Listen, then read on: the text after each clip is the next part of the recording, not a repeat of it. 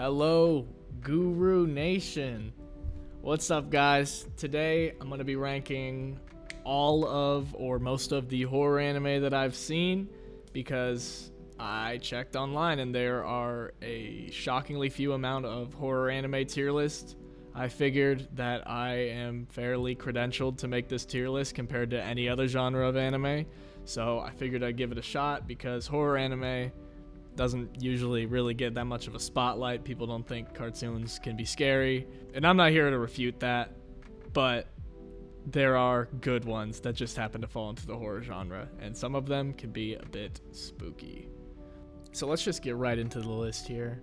I'm going to start off really uncontroversially with Perfect Blue. It's going to go straight into the classic tier. This is probably the most well-respected horror anime that at least I know of. It's by Satoshi Kon, auteur, filmmaker. He only had a couple of full feature-length movies before he tragically can't say that on YouTube early.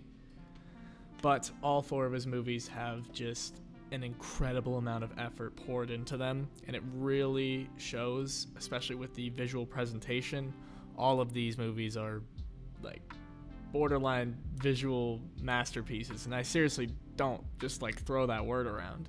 But Perfect Blue is the only one I'm going to be counting as horror, and it's probably the best. It probably has the best screenplay of any of Satoshi Kon's films by quite a bit. It's very, very, very immersive.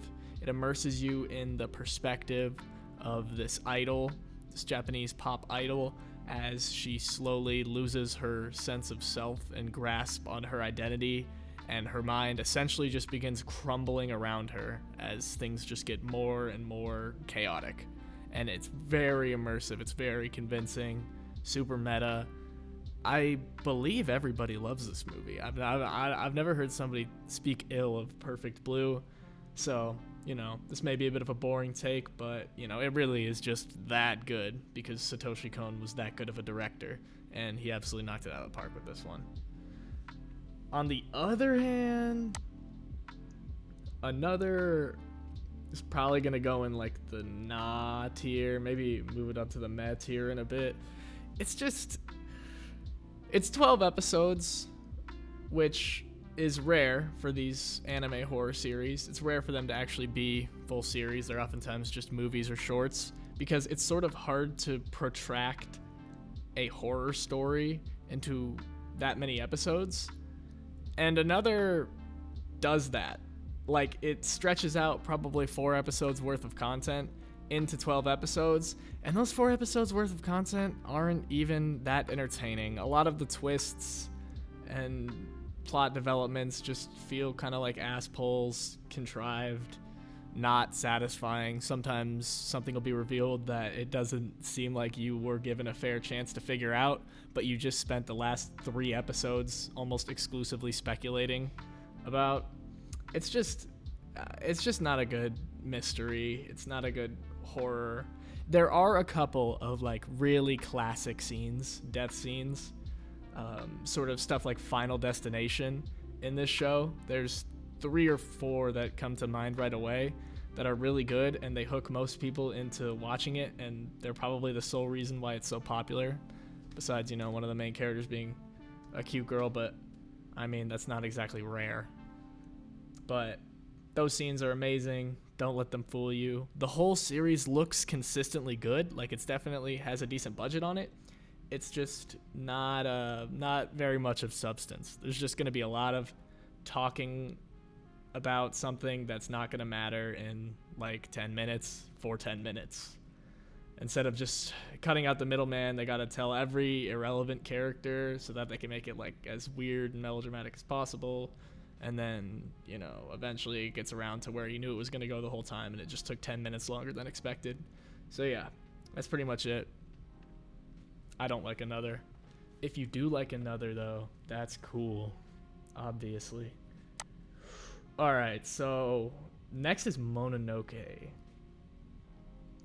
This one is definitely tough because it has been a minute. It's very highly stylized, and the entire aesthetic effort of it is just very very, very dedicated, I suppose. Like even the scene transitions, the opening and ending credits, it's all very thoroughly steeped in this aesthetic of like traditional ancient Japanese tapestry art, I guess would be the best way I could put it. I'm sure there's a more succinct way of explaining it, but that's just that's just the only way I can explain it given my lexicon. I don't know a lot about it, but I know it looks old and it looks really cool. If you like the aesthetic, you're probably going to like the show a lot. It's an anthology series about like a wandering protagonist who is a medicine seller, and he just goes from place to place in feudal Japan, solving people's solving people's various supernatural issues, I would say. And a lot of the stories, I believe there's 5 of them, 4 or 5 of them. A lot of the stories have like a certain moral to them. They feel almost like a fable or something of that nature, but they're just really cool to see pan out. Sometimes the fact that it's so visually ambitious can have negative effects on how fluid and ambitious the animation can be, and that can lead to it feeling not as like easy to connect to personally, because there's not as many subtle details of movement and stuff for people. Or maybe it can just, I've heard people say that it seems kind of nauseating to them and they don't like it after watching the first episode because it is a little bit choppy. But you know, I would say watch the first episode, and if you're not immediately turned off by what you see, you can expect the show to generally, honestly, improve along its runtime. I think each arc was better than the last. So, I mean, if you're not that interested, but you're just barely interested, maybe just start out on like episode 9, which I believe is where the last arc starts, and just go for it. It's on YouTube. But yeah, I guess I'd have to put it in the cool tier just because, I don't know, it has so much going for it aesthetically. I didn't have any hangups with its presentation really, except for the fact that, you know, it's slightly limited by the fact that it's just so out there. But I really liked it. I think it has some pretty sufficiently spooky moments. It's well edited, super immersive because of the aesthetic and everything like that. Totally great. Unlike the show that it came from, but I'll get to that in a second. Because next, alright, yeah. So, Shiki. This is 22 episodes. It is probably my favorite horror anime series. Not horror anime, there are a couple of movies. You know how it is. Movies just, they have a little bit more budget per like minute for minute, you know, especially anime movies, and it just so happens that I'm pretty sure, just like scanning the everything I have here, I think my S tier is mostly going to be movies. But yeah, Shiki is 22 episodes and 2 OVA episodes. When I watched it was on Hulu, but I don't know where it is anymore. It's like, I don't remember the specifics, but it's like an adaptation of Salem's Lot by Stephen King. And, you know, it's one of those vampire stories. Very slow burn. But it has the rare quality of actually having very thoroughly unnerving scenes in anime. But it also has the rare quality of, in my opinion, being genuinely pretty funny. Especially towards the former half of the show where it's like slowly building up all these characters. It's got an ensemble cast. It's acclimating you and familiarizing you with this town because it takes place in a small town. That's very important to the impact of like the plot unfolding, and it's just setting everything up for it to eventually, you know, erupt at the end. During that, it keeps it engaging with a lot of times jokes, and it's got really neat character design. The characters' hairs are like the characters' hairstyles are like insane. It's pretty cool. It's pretty cool. A lot of good voice actors in this one. It's just overall a really great one. It's very thematically heavy, I would say, but I really loved it. I really enjoyed it, and it was one of the first anime that I watched that really made me think. So I would definitely recommend it. Definitely suggest it. I think it's good from beginning to end. Definitely a great show. After that, Les Portraits de Petit Cossette. I think I'm saying it right. I don't know how to say it, but this is I believe it's 3 30-minute long short episodes. This one, if you want to see a horror series done by the guy who directed March Comes In Like a Lion, this is the one to watch, because this is, to my knowledge, the only one he made. It's really, really, really well directed. You got a lot of these artistic, dramatic shots, these depersonalized shots, a lot of effort into the aesthetic, of course. Very aesthetically driven, even thematically. It is about aesthetics and about beauty and all of that kind of stuff. So it's very cool, very, very, very interesting. Some absurdist elements to it. Definitely some absurdist elements to it. Surreal. It's got the gothic Lolita thing going on, and there's just so much blood, like so much blood in this one, that it sort of becomes a staple of the aesthetic, if that makes sense. There's just that much blood. Next, I'm gonna be going with Vampire Princess Miyu. I might put this in favorite. I really like this. Similar to the last one, it's a bit more hinged than Petit Cossette, in that it's not quite so unanimously focused on its aesthetic. It has a little bit more of a character story going on, or at least a little bit more of a focus on that character story, and it uses its extra episode, it's 4 30-minute episodes instead of 3, to further flesh out the 2 main characters, their dynamic and all that stuff. There's outfit changes, which sounds like it's not a big deal at all, but you know, it's anime, I'll take what I can get. It's really cool. This one is one of the ones that has absolutely standout voice acting for sure. Miyu's voice actress, her laugh is just like absolutely haunting. It's a great time all around. A lot of really cool shots in the first episode. It spans a decent variety of tones. You know, sometimes it even feels like a little bit more slice of lifey. Sometimes it feels more Monster of the Week oriented. Sometimes it feels like a true horror anime, and sometimes it just kind of feels like a character drama. And that spans all that in like 2 hours. So I think it's pretty cool. I definitely like it a lot. There's just so much cool stuff going on. The character design, super on point. I like it for sure. It's the best work that I've seen the studio do. Definitely. Studio Air. So yeah, I'm gonna put that one up there. Though I am talking about the OVA series, the 4-episode OVA series. There is a full TV series that somehow I still have not gotten around to, but I've heard relatively positive things about it. So maybe I'll watch it and do like a comparison video or something. I'll get back to you on that.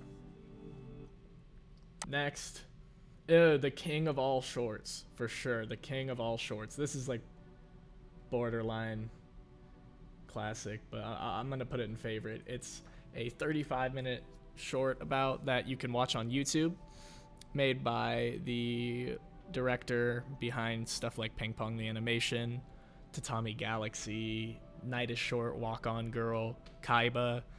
If you guys are familiar with any of those, he's a very out there, stylistic auteur director, and this was one of the first things that I know of that he worked on.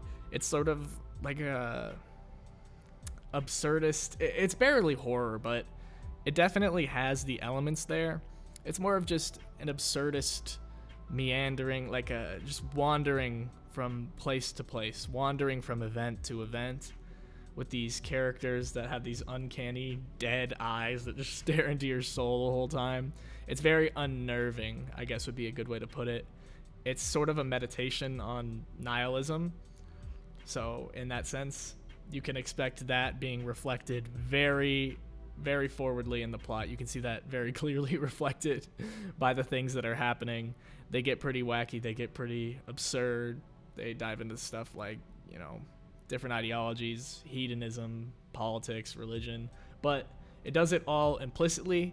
There's next to no dialogue, and then at the end it just punches you in the gut with this out of nowhere super emotional sequence that was actually decently set up, and you don't even realize that it's being set up.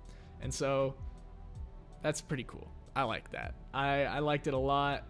I'm surprised that it was able to make me emotional by the end, and the whole thing is just a total aesthetic trip.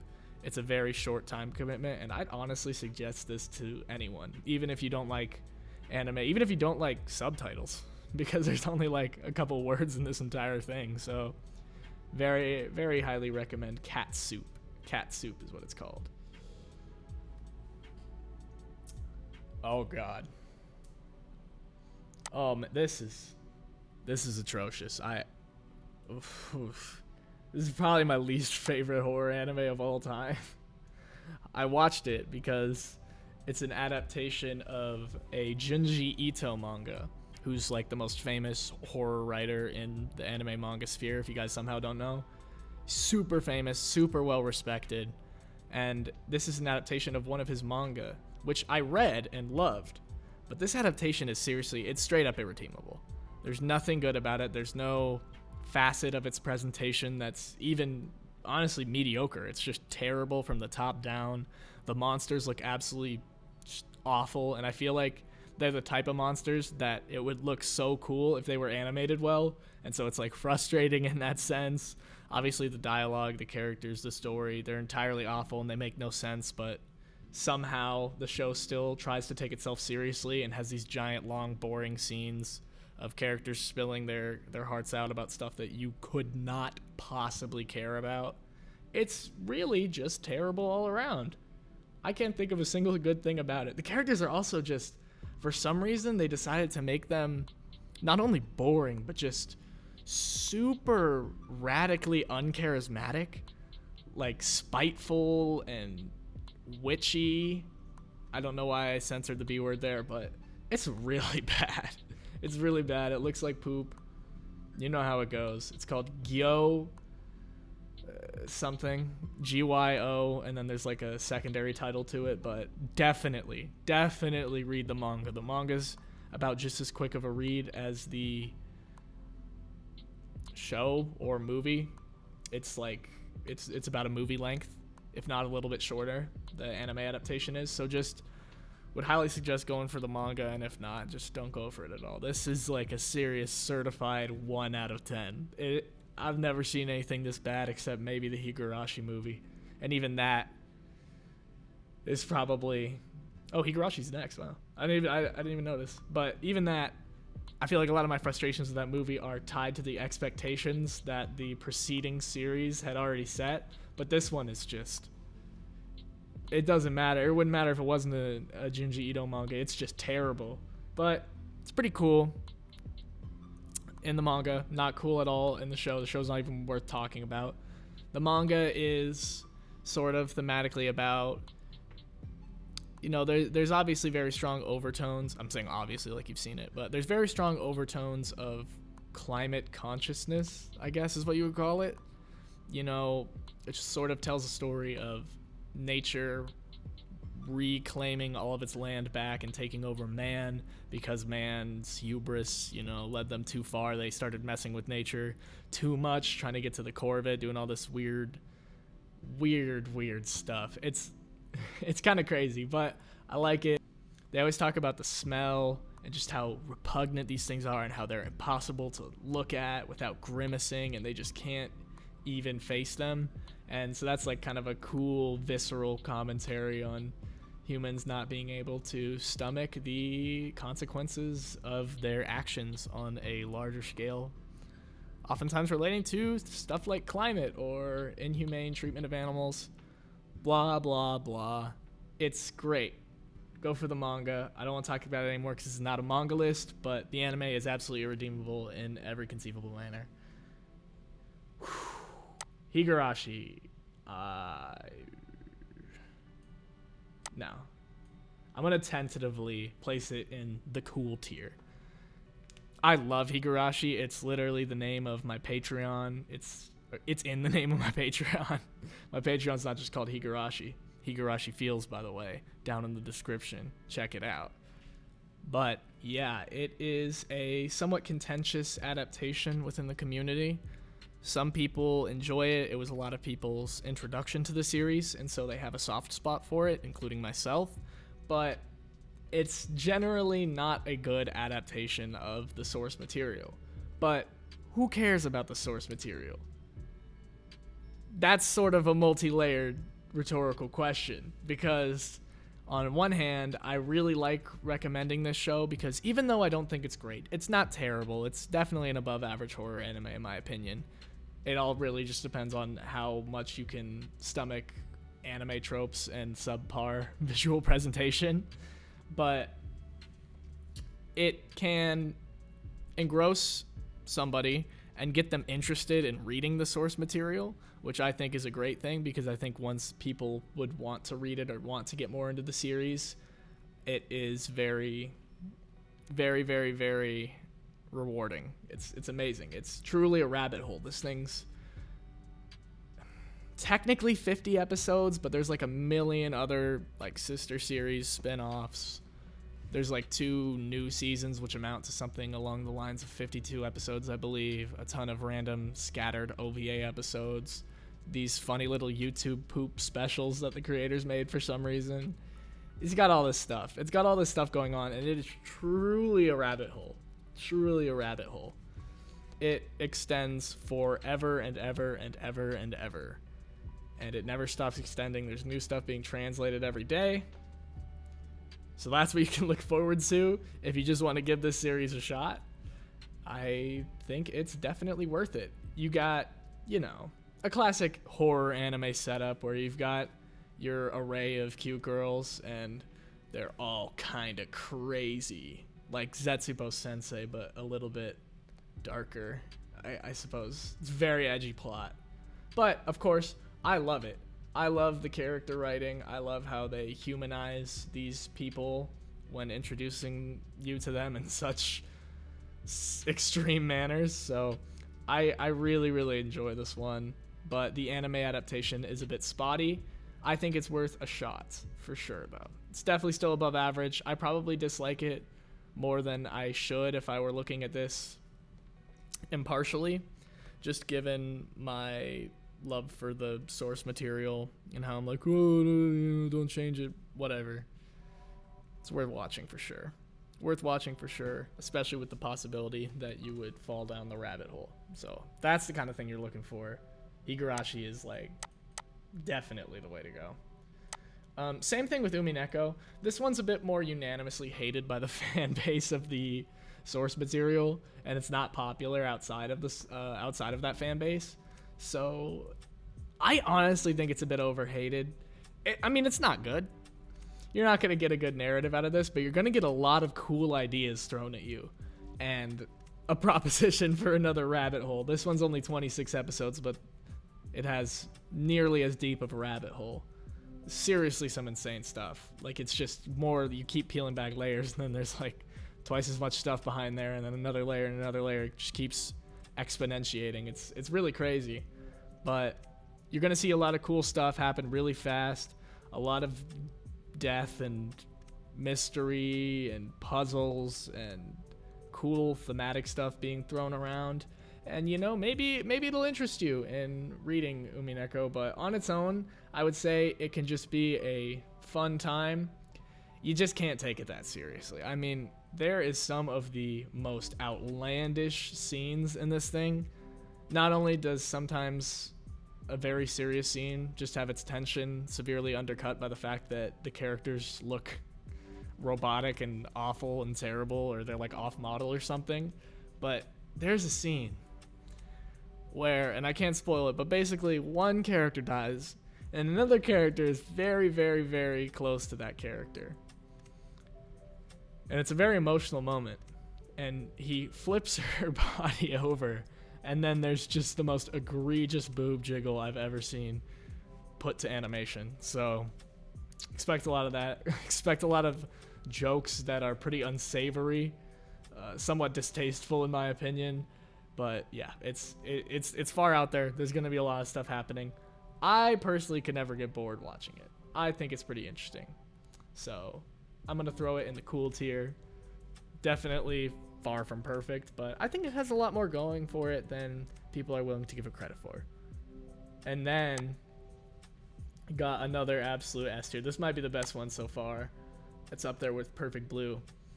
Vampire Hunter D Bloodlust. So this is a movie. It's a movie from the early 2000s that a lot of people mistake for a movie from the 90s or the 80s, and it's just super cool. It's got everything going for it. It's got that super detailed aesthetic with this beautiful background art, great animation, iconic character design. It's got all that stuff. It sort of almost has a JoJo-esque style to it. If you look up some clips, you'll see what I mean right away. Very rugged, fairly masculine style, and it's this super cool fusion between Western, cyberpunk, and just ornate gothic castles. I'm not sure what you would call that aesthetic. I guess you could say gothic, but it's really just about like these big, grand, open pieces of architecture that are super like florid and fancy and all that stuff. Super vain, but yeah, it's got great stuff going for it. It's got a little bit of an emotional kick. It's got the most iconic character in horror anime history, probably, and its main character, D. He's like anime Batman, honestly. He's frankly like anime Batman, but somehow cooler. Just kidding. I'm not sitting here. I'm not gonna die on that hill. I'm not gonna make that comparison because I don't know much about Batman, and I'm sure that's probably a pretty blasphemous take. But he's really cool.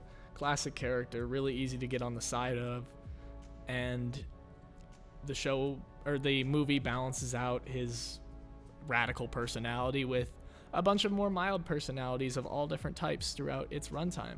There's really cool fight scenes. It's more of an action horror, not really a straight up horror movie, but it definitely has horror aesthetics related to it. And of course, there's like vampires and stuff like that. So it landed itself on this list. It's just worth recommending no matter what. Pretty funny. Just great art. It's got a good narrative to it. It's really just solid all around. And I don't even mean solid all around. It's like very, very impressive all around. This is just one of the most amazing directorial efforts I've ever seen from an anime. And it just came together perfectly. It's just such a complete movie. And so I would very highly suggest it. Even putting it, among the likes of Perfect Blue, which people will never stop riding, and for good reason. That movie is amazing. Oh man. All right, so next one, you probably know this as the show that is like banned. Not the show, I keep saying show. You probably know this is the movie that was banned in like most of the world or most of Japan or something, and it's known to be the darkest, most horrifying, gruesome, just grotesque, egregiously edgy thing out there. Shameless. And it is.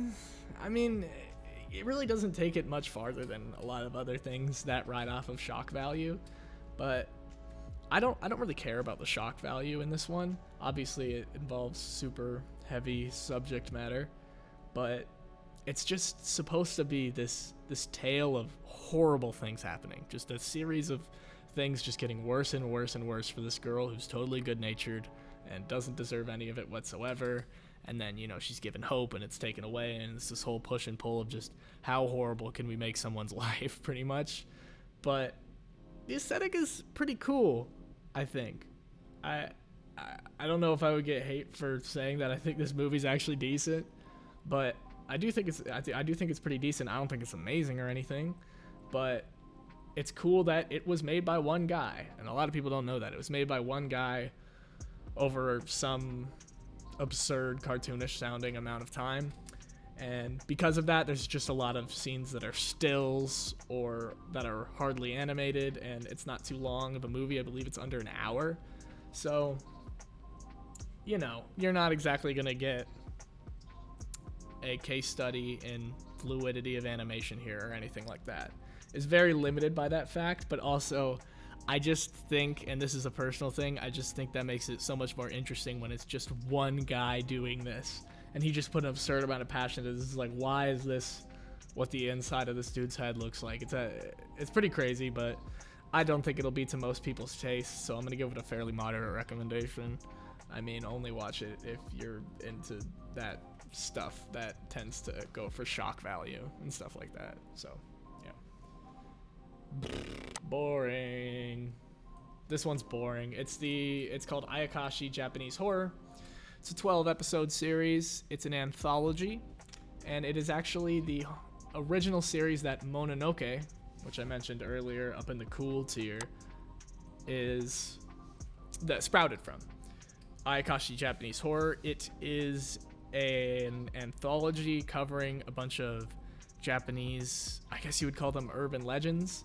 It's just like an animation of famous Japanese legends that were honestly like pretty good stories, but I just don't know how to describe it in any other way than it's boring. The production is subpar. It's narrated by this really boring guy who comes out of nowhere. Things generally move pretty slow, and it's like the plot is interesting. The things that are happening are interesting, but it's just paced in such like in such a manner that it just drags on. It just keeps dragging on, and I couldn't finish it. I couldn't finish it. I stopped watching it after 7 episodes because I was just not interested in spending any more of my time watching it. And at the time, I wanted to write a review on it, so I was really motivated to finish it, and I still didn't even get through it because it's a bit of a slog. I'm not gonna lie. But apparently the last arc is the best one, just like in Mononoke, and that's where the medicine seller comes from. I don't believe the medicine seller is actually some central character in the Japanese folktale. I don't know. I don't even know why I started bringing it up, but he is in these anime, and he's really freaking cool in Mononoke. Ayakashi Japanese Horror is something that I would recommend staying away from. It is very fortunately outshined by its successor in Mononoke. Wicked City. This one's tough. It definitely rides the line here. I'm gonna put it in meh, but a very strong meh plus, because it's a series that has a couple of classic animation cuts. Everybody's seen the Spider-Woman scene, I think. It's got a lot of cool body horror elements to it. It's primarily an action movie. Super, like the most masculine movie ever produced, I would say. Even the girls they're like so like super uber male gazy, but they also kind of look like dudes. They're just so like ruggedly drawn, but it's a bit of a love story, bit of an action story. It's very standard fanfare, I suppose. You probably know what you're getting into essentially at the start of it, and there's a lot of cool body horror stuff going on. There's a lot of cool cuts here and there, but overall, you're not going to get particularly attached to these characters, I don't think. It doesn't always look great. It's something of an inconsistent piece, because there's a lot of scenes that just, they don't have it. I guess my main knock on it, and this isn't a total knock, is just that it is a predictable movie. It's a very predictable movie. You know how the whole movie's gonna go pretty much from the start, in my opinion, and that's not always a bad thing, but the presentation of this movie is fairly inconsistent. A lot of times it'll just be stills or, things along that nature. People being barely animated, and, it can struggle to hold your attention, I think, especially towards that middle stretch in there. But overall, I guess it's pretty cool. Characters aren't particularly interesting, but definitely got some cool scenes in there. Some really, really, really iconic shots. It's spooky stuff for sure. Kakurenbo. I mean, I gotta throw it in the nah tier. I don't know if anybody's ever heard of this. I don't even know how I found it. It's a mostly CG, but early CG OVA or OVA series that amounts to the length of like a short movie.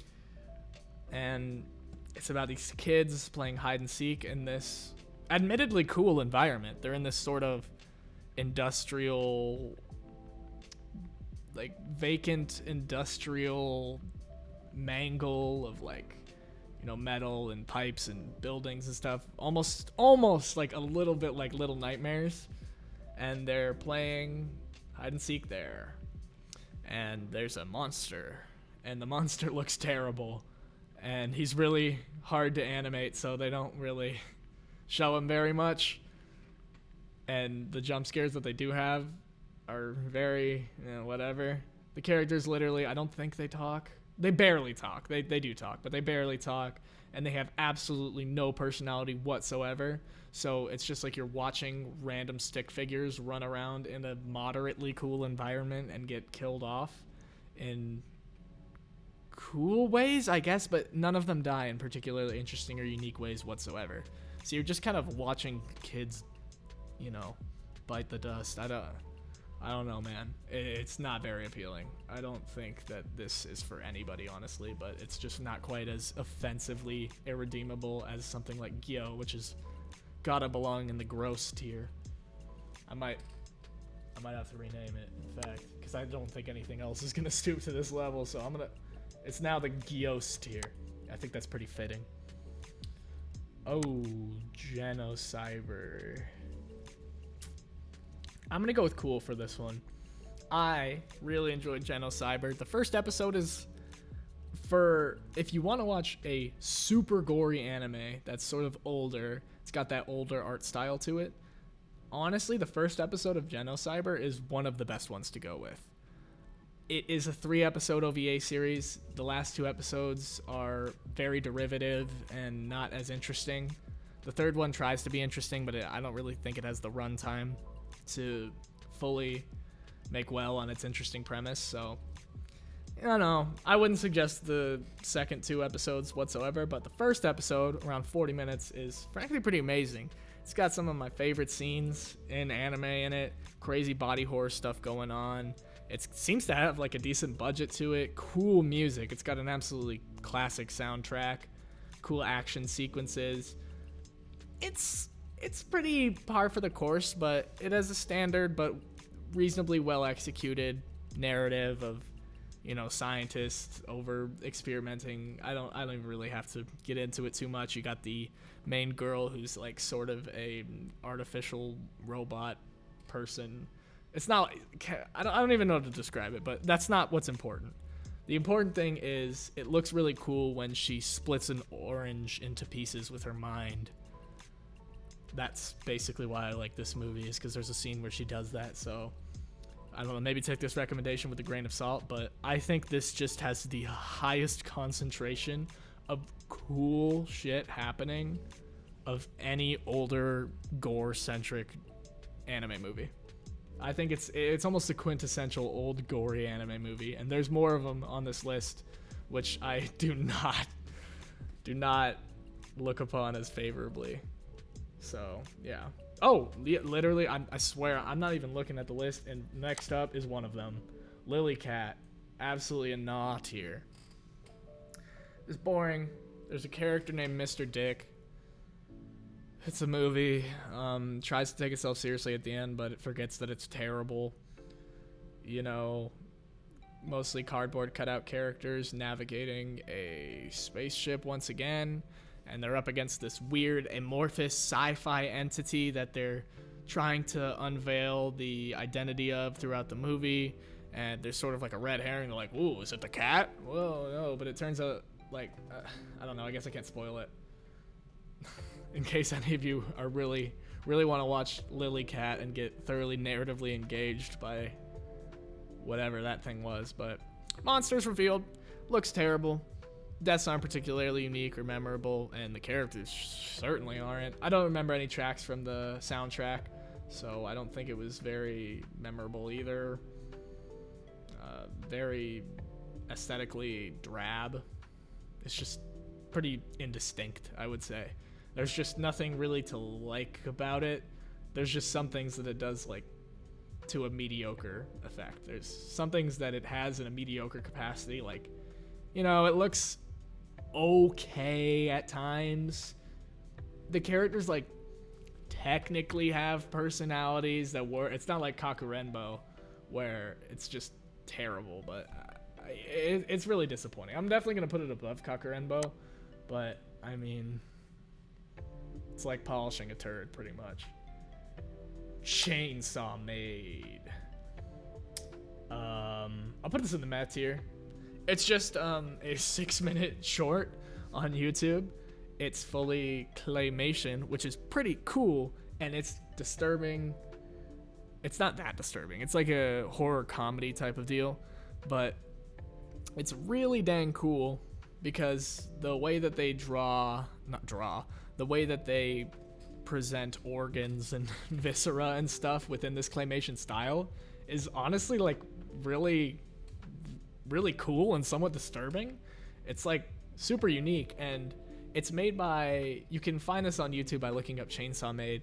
It's made by this thing, I don't know if it's like a studio or what, called TNT, I believe. And they have a ton of other claymation shorts. They got the one about the cat girl. I need to watch some of the other ones, but this is the most famous one, and this is probably the most memorable one, at least based off its premise. So yeah, obviously just a meta recommendation. It's a little 6-minute short if you want to see some fucked up claymation, I guess. But that's really niche, and I can recognize that to some extent, so I'm gonna just throw it in the meta tier. But I really liked it. I thought it was worth the 6 minutes easily. Laughing targets. Ooh, is it meh or is it cool? Is it meh or is it cool? I don't know. I'm gonna put it at the top of meh. It's a romance horror story, which is honestly less uncommon than you would think, but it's a romance horror story following a love triangle with supernatural a love triangle involving a supernatural entity. And it's very mellow, very tame. It's in the shoujo art style, that old Rumiko Takahashi style, because it's directed by Rumiko Takahashi of Ranma 1/2 fame. So that's just crazy to me that she used to do horror, but it's not particularly scary or terrifying, but it honestly has a pretty, I guess you'd say, like a cogent narrative. It's got a solid, inoffensive narrative with some decent character development. It looks pretty consistently good, and there's some good scenes in there. I was rooting for the main guys by the end, which is at least something, unlike Lily Cat, where, you know, like, I'm just waiting for Mr. Dick to die so that I can move on and write a review on something I actually like. And yeah, so I believe that's the halfway point here. I think like it's around there. 1, 2, 3, 4, 5, 11, 12, 13, 14. Okay, yeah, so I got one more in me. The legendary other 6-minute short that is on this list. I'm gonna put it with Chainsaw Maid. This is called Yukidoke, I believe, which means the thaw or the thawing, which is really freaking cool. It's sort of about this kid being traumatized by seeing the corpse of a dog like bleeding out. That is really morbid. It's when he sees a carcass of an animal, and he begins having a bit of a morbid fascination, but more so a paranoia of just seeing the body horror and everything, and he sort of starts to go crazy. There's a lot of cool shots in there, super disturbing stuff, really unnerving. They absolutely knocked it out of the park with this one. It's a 6-minute short. I don't even think it's translated, so not gonna be looking for much. But if you want to watch a cool 6-minute spooky anime short, this one is absolutely up there. It's up there. It's not quite the best anime short. We'll get to that one in part 2 of this video, but honestly, it's really solid stuff. So yeah, if you guys like this video, part 2 question mark. Maybe if I get 20 likes, I know I'm shooting for the stars here, but usually I get like 3. So if I get 20 likes, I will make a part 2 to this video and go over the rest of these shows here, series here, movies, shorts, whatever they may be. We got some good stuff down here. Just looking at it, we got at least one more S tier in the tank. So I don't know. Other than that, though, thank you guys so much for watching part 1, and I'll see you guys in the next one. But wait! Before you go, Patreon! I'll make you a video every month if you buy my Patreon and support me, which would be really awesome, but obviously nobody has to do that. Yeah. Other than that, have a good day, guys.